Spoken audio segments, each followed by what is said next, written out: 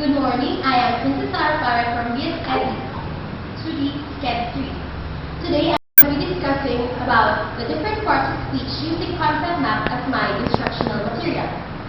So first, what is a concept map? Basically, concept map is a map or a chart that shows relationship between the main idea and its supporting details.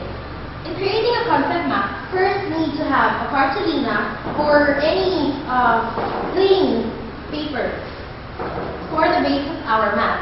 Then we need to have this construction paper or this colored paper to write your concepts or ideas.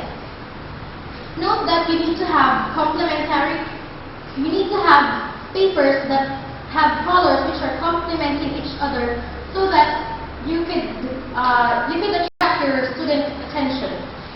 Okay? Then you need to have writing material, any pencil or pen that would make your ideas readable. Then you need to have scissors for cutting your paper and paste. And lastly, you need to have paste or glue so you could paste it in your cartolina so you could create your map. And lastly, if you have already placed or cut your materials, you could arrange or assemble your concept map as however you like it. So for the finished product, I have presented here a concept map that shows the relationship or the part of speech in its concept. Okay?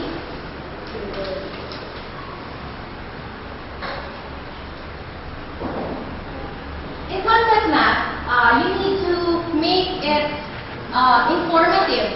You need to make it creative, and you need to be resourceful.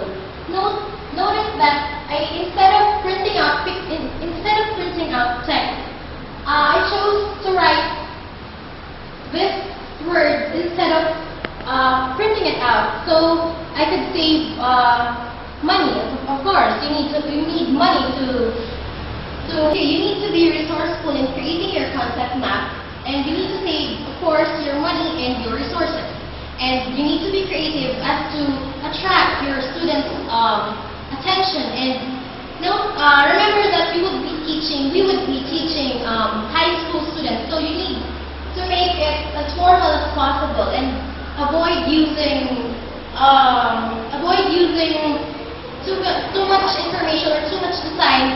So your concept map would not overcrowd with design. Okay. So now let's proceed with the discussion of the different parts of speech. First, noun. Noun is, as we all know, noun is anything that is naming places, names, concepts, or anything under the sun. The next is pronoun. Pronouns are words or a part of speech that is substituting a noun.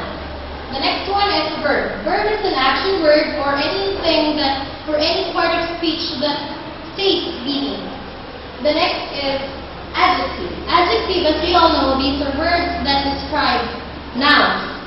The next one is adverb. Adverbs are words that describe adjectives, describe verbs, and it also describes other adverbs. Adverbs usually answer the question how, when, and where. The next one is preposition. Prepositions are words that state the position of the object. The next is conjunction, which combines or connects sentences. And lastly, we have the interjections, or a part of speech that states or that interjection, which states strong emotion. Okay, so in using concept map, you need to make it, or you need to connect it to the main topic so that your students could simply identify or could simply remember all the concepts that you need to teach. Just take this concept map as a flower. This concept or this idea, part of speech, is the base or the most important. And these ideas that surround it are the petals.